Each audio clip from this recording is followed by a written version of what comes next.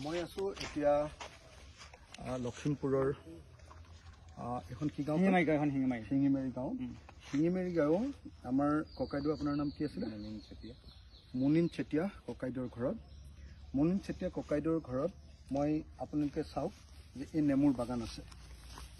এই নেমুৰ বাগান কৰি মুনিন চেতিয়া ককাইদেউৰ নিজৰ পৰিয়াল পোহপাল দিয়ে খুব ভালকৈ চলাইছে ঘৰখন নেমুৰ বাগান কৰি আৰু 2 বিঘা মাটি তাতে সৰকাৰি মাটি কিমান দিনৰ আগৰ পৰা তাতে আপুনি খেতি কৰি আছিল তাতে 10-12 বছৰ হৈছে যা 10-12 বছৰ ধৰি তেখেতে তাতে নেমুৰ বাগিচা কৰিছিল 2 বিঘা মান মাটি নেমুৰ বাগিচা সৰকাৰে ভাঙি দিলে মই কৰা আৰু মাটিটো দখল কৰাটো বহুত দিন হ'ল আমাৰ দেউতাহঁতে নেমু খেতি কৰা 20 বছৰ হৈছে মাটিটো দখল কৰা মাটিটো লৈ থোৱা খেতি কৰি থকা 50 বছৰ বেছি হৈ গ'ল তো আমাৰ খিলঞ্জীয়া অসমীয়া মানুহ আহোম মানুহ চেতিয়া উপাধি লিখে কেনেকুৱা ধৰণৰ নেমুৰ প্ৰডাকশ্যন হয় ইয়াত আপোনালোকে নিজে চাওক কিমান ধুনীয়া নেমুৰ প্ৰডাকশ্যন গছবিলাক চাওকচোন কি ধুনীয়া গোটেই পুখুৰীৰ পাৰত আৰু ভিতৰৰ গোটেই বাৰীখনেই গোটেইখন নেমু কোৱাটো কিমান নেমু উৎপাদন হয় মানে আপোনাৰ এনে বিঘা হিচাপত কিমান টকাৰ ইনকাম হ'ব পাৰে নেমু 1 বিঘাত আপোনাৰ বছৰত আপোনাৰ 1.5 লাখ টকা উপাৰ্জন হয় 1.5 লাখ টকা উপাৰ্জন কৰি সৰকাৰি মাটি এটুকুৰাত যোৱা 10 বছৰ ধৰি 20 বছৰ ধৰি তেখেতে খেতি কৰি আছিলে আৰু নেমু যোৱা 10 বছৰ ধৰি কৰি আছিলে তাৰ 2 বিঘা মাটি 1 বিঘা মাটিত 1.5 লাখ টকা উপাৰ্জন হয় 2 বিঘা মাটি বছৰেকত 3 লাখ টকা উপাৰ্জন কৰিছিলে কোনো কাৰণ নোহোৱাকৈ মাটিখিনি ভাঙি দিলে কোনো কাৰণ নহয় কোনো কাম নাই কোনোবা এটা প্ৰজেক্ট আনিছে বোলে তাত প্ৰজেক্ট বহুৱাব সেইকাৰণে চৰকাৰক মাটিখিনি লাগে সেইটো নহয় খালি মাটিখিনি ভাঙি দিলে ভাঙি দি এতিয়া তাতে আপোনাৰ হেৰিয়াৰ কি কয় ফেন্সিং লগাই দিছে অথচ আপোনাৰ তাৰ পৰা কিমান উপাৰ্জন হৈছিলে তাতে মানে কিমান কিমান আপুনি প্ৰডাকশ্যন কৰিব পাৰিছিলে তাত সেই নেমু বাগিচাখনত এনে সহজতে ক'বলৈ গ'লে আমাৰ ছোৱালী এজনী এবাৰ বিএ পাছ কৰিলে ফাৰ্ষ্ট ক্লাছ ফাৰ্ষ্ট হৈছে হয় ক'ৰ পৰা Hindi major NL college north Lakhimpur হয় তাৰ পৰা তাইৰ নাম কি প্ৰকৃতি চেতিয়া হয় এই খেতি কৰিয়ে মানে ঘৰো পোহপাল দি আছিলোঁ আৰু ছোৱালী পঢ়ুৱাই আছিলোঁ হঠাৎ আহি এনেকুৱা এটা হৈ গ'ল মানে অলপ মানে অসুবিধা হৈ সৃষ্টি কৰিলে আৰু এতিয়া মই অসমৰ মুখ্যমন্ত্ৰী ডাঙৰীয়াক কওঁ মুখ্যমন্ত্ৰী ডাঙৰীয়া আপুনি খেতি কৰি নাখায় অসমীয়া মানুহ কেনেকৈ চলে আপুনি নাজানে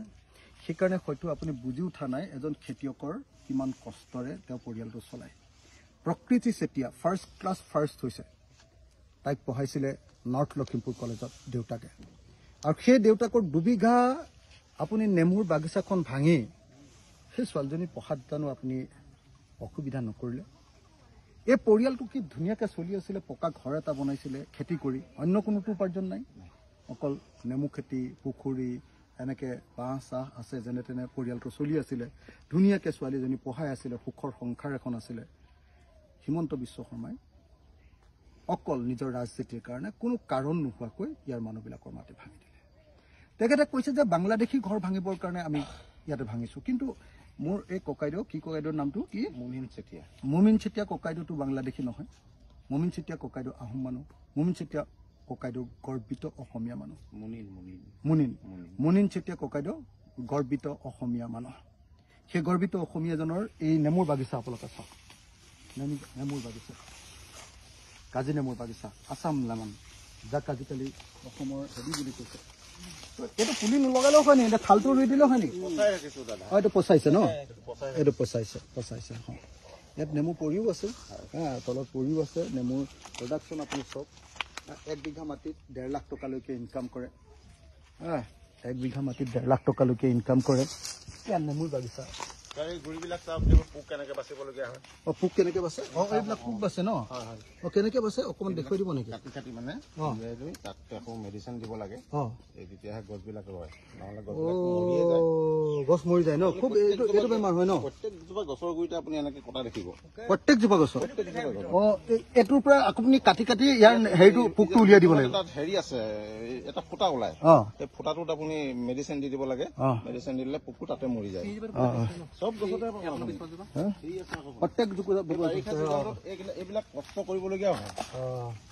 বাৰিষা ছিজনটোত এই পোকবিলাক মাৰে এই পোকবিলাক বাৰিষা ছিজনটোত এইবোৰ কষ্টও কৰিবলগীয়া হয় বহুত কষ্ট কৰিবলগীয়া হয় মই মুনিন চেতিয়া ককাইদেউৰ নেমুৰ বাগিচাখনত আছোঁ নেমু পৰি আছে এটা নেমুত এতিয়া কিমান দাম হৈ আছে এতিয়া আমি 1.5 টকা কৰি দিওঁ এতিয়া মানে দামটো কম থাকে এতিয়া দামটো কম থাকে বেপাৰীহে নিয়ে 1.5 টকাকৈ 1.5 টকাকৈ পাৰি লৈ যায় এতিয়া 1.5 টকাকৈ লৈ যায় সিহঁতি নিজে লৈ যাব তাহাঁতি বিচাগে 500 টকা 7 টকা সিহঁতি 500 টকা বিক্ৰী কৰিব বেপাৰীবিলাকে এইটো আপুনি চাওক ইমান ধুনীয়া নেমু বাগিচা এখন যি বাগিচাৰে প্ৰকৃতি চেতিয়াক ফাৰ্ষ্ট ক্লাছ ফাৰ্ষ্ট পাইছে নেমুৰ বাগিচাৰে কাম কৰি চাওকচোন ইমান ধুনীয়া নেমু বাগিচাখন তোমালোকে গোটেই বাগিচাখনৰ ফটো লোৱাচোন এটা ভিজুৱেল লোৱা ধুনীয়াকৈ আৰু লগতে তেখেতৰ ঘৰটো লওক।